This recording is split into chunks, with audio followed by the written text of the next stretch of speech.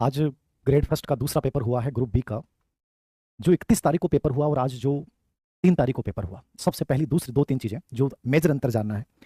मुझे लगता है कि आज का जो पेपर है वो 31 तारीख वाले पेपर की अपेक्षा कठिन था, उसकी अपेक्षा कठिन था। यदि ग्रेड फर्स्ट के पिछले साल के पेपर देखोगे तो दोनों आपको उसकी अपेक्षा सामान्य लगेंगे, लेकिन ये पेपर आज का 31 तारीख वाले से बेटर पेपर था, मतलब थोड़ा कठिन था। इसलिए कठिन था क्योंकि यहाँ करंट के जो प्रश्न थे वो बच्चा तभी कर सकता है जब उसने बहुत अच्छे से पढ़ा हो, क्योंकि याद नहीं रहते। अब करंट की क्या होता है, 200-250 पेज की मार्केट में किताबें आती हैं तो वो आप उनका रिवीजन नहीं कर पाते हो, रट नहीं पाते हो। ये अलग चीज है कि आप जैसे अपने मार्च का करंट शेयर किया 15 पेज का और उसमें से 5 प्रश्न आ गए, वो एक अलग चीज है। ऐसी तो फिर भी रट लो, बाकी रटना मुश्किल है। तो करंट में बहुत कंफ्यूजन था, तो मुझे लगता है कि करंट में लगभग बच्चों का 3 या 4 का एवरेज आएगा। इंडियन हिस्ट्री के कुछ प्रश्न अच्छे थे, राजस्थान इतिहास क्लास संस्कृति के प्रश्न भी अच्छे थे क्योंकि कूट संकेत वाले, लाइनर वाले, समझ वाले, बड़े वाले प्रश्न थे। साइंस के कोई बच्चा बहुत अच्छी समझ वाला है तो वो 3% कर सकता है, 5 नहीं कर पाएगा। इंग्लिश के भी वही 2% या 3% कर सकता है, उसमें 5 कर सकता था। हिंदी बहुत आसान थी। साइकोलॉजी मैनेजमेंट में बाकी पेपर को देखें तो मुझे लगता है कि 10 में से 10 कर सकता है, लेकिन फिर भी मैं साइकोलॉजी मैनेजमेंट कराऊंगा तो आपको लगेगा कि साइकोलॉजी में 1% तो बहुत ही अच्छा पर्सन था और मैनेजमेंट में भी 1-2% थोड़ी समझ बेस्ड थे।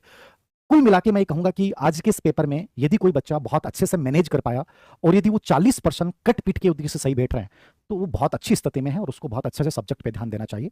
इस पेपर में बहुत सारे बच्चे, मुझे लगता है आर्ट्स वाले बच्चे, चूंकि मैथ भी ठीक थी, स्पेशली रीजनिंग के सवाल अच्छे थे, ठीक है, तो मतलब उलझाएगा मैथ आर्ट्स वालों को। करंट ऑलरेडी मैंने कहा कि अच्छे लेवल का था, करंट आसान नहीं था। 3-4% नॉर्मल भी थे, लेकिन 5 या 6% बढ़िया लेवल के थे जिसमें माइनर गलतियां हो सकती हैं।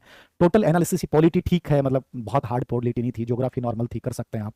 तो टोटली एनालिसिस ये है मेरा इस पेपर में कि 40 के आसपास जिसके पर्सन बैठ रहे हैं बहुत अच्छी स्थिति में है, यानी 35 से 40 इसके कट पीट के बैठ रहे हैं, वो सिलेक्शन की दौड़ में है। उनको यदि सब्जेक्ट में, मतलब डिपेंड अब करेगा सब्जेक्ट में, 40% वाला मुझे लगता है लगभग बच्चा क्वालिफाई कर जाएगा इस पेपर में भी, जैसे फर्स्ट में किया है। तो खैर आप लोगों की क्या सिचुएशन रही वो अलग चीज है। पे ये रूस के जो राष्ट्रपति हैं उसके ऊपर था, तो इसमें फोर्थ ऑप्शन, तो ये भी तुक्का नहीं लगाना है, रूस पे थी। तो ये करंट के 10 प्रश्नों का एनालिसिस मैं आपको ये बता रहा हूँ कि थोड़ा सा एक समझ डेवलप करो, ठीक है। एक तो राजस्थान से रिलेवेंट आ रहा है, तो राजस्थान की जितनी भी पॉलिसियां हैं वो बहुत ढंग से तैयार करो, ठीक है, ढंग से तैयार करो। जो आगामी पेपर सी ग्रुप वाले बच्चे हैं तो राजस्थान की जितनी पॉलिसियां ढंग से तैयार करो। राजस्थान के खिलाड़ी जो स्पेशली मार्च में, तो मार्च में अवनी लेखरा और बच्ची रजत चौहान पे आ गया, उस पे वो आकर्षण नागर पे आ गया, तो 2-3 खिलाड़ी और हैं, एक नरेश कुमार कांस्य पदक वाले हैं, उन पे कोई प्रश्न बन सकता है। तो ये थोड़ा सा माइंड में आइडिया लगा लो कि हमें इस प्रकार से इन चीजों को पढ़ाना है, ठीक है।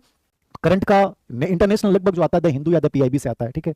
स्पोर्ट्स यदि भारत का आ रहा है तो लगभग पीआईबी से आ जाएगा या एयर वन इंडिया ओलंपिक्स.com से आता है। तो एक आइडिया अपने को पता चलता है कि सोर्सेज क्या है, कहां से अपने को पढ़ना चाहिए। और जो प्रश्न हमें कभी नहीं पढ़े उनमें कभी तुक्का मत लगाओ, क्योंकि इस पेपर में मुझे लगता है नेगेटिव मार्किंग में बच्चे बहुत जाएंगे और लास्ट में कट पीट के बच्चा यदि 40, 38 और 35 तक भी आ रहा है तो मैं मान रहा हूं कि वो बच्चा बहुत अच्छी सिचुएशन में है, क्योंकि पेपर 31 तारीख वाले पेपर से ज्यादा बढ़िया पेपर था।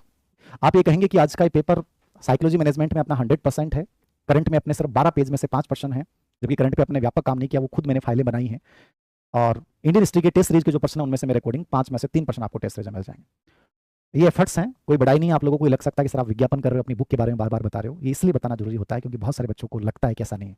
ये विज्ञापन मार्केटिंग की दुनिया है, तो यहाँ हमें भी बताना पड़ता है कि क्यों हम ठीक हैं, हम पे आप क्यों विश्वास करें, इसलिए बताना पड़ता है। आप इसको अन्यथा भी ले सकते हैं, आप इसको नेगेटिव भी ले सकते हैं, आप इसको पॉजिटिव भी ले सकते हैं, बट हमारा काम है कहीं ना कहीं यदि हमने काम किया है तो उसको बताना कि ये चीज़ हमने की है और इसका परिणाम ये है। विश्वास करना ना करना आपके ऊपर डिपेंड करता है। मैं कहूँगा कि जिनका पेपर ठीक गया है, 40% से ऊपर गए हैं, वो सब्जेक्ट पे ध्यान दें।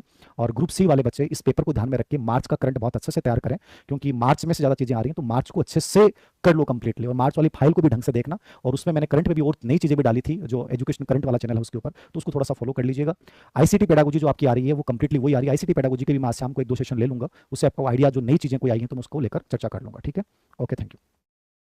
और जो बच्चे क्वालिफाई नहीं कर पा रहे हैं उन बच्चों को मेरा कहना है कि वो सेकंड ग्रेड के ऊपर ध्यान दें। नहीं कर पाए तो कोई आसान, मतलब वो कोई समाधान नहीं कि आप रोने बैठ जाओ, ये कर लो। तरीका यह है कि सेकंड ग्रेड को फोड़ दो, अच्छे से मेहनत करो, सेकंड ग्रेड में टाइम है, लगभग चीजें आपकी पड़ी हुई हैं, कर सकते हो। ओके, धन्यवाद।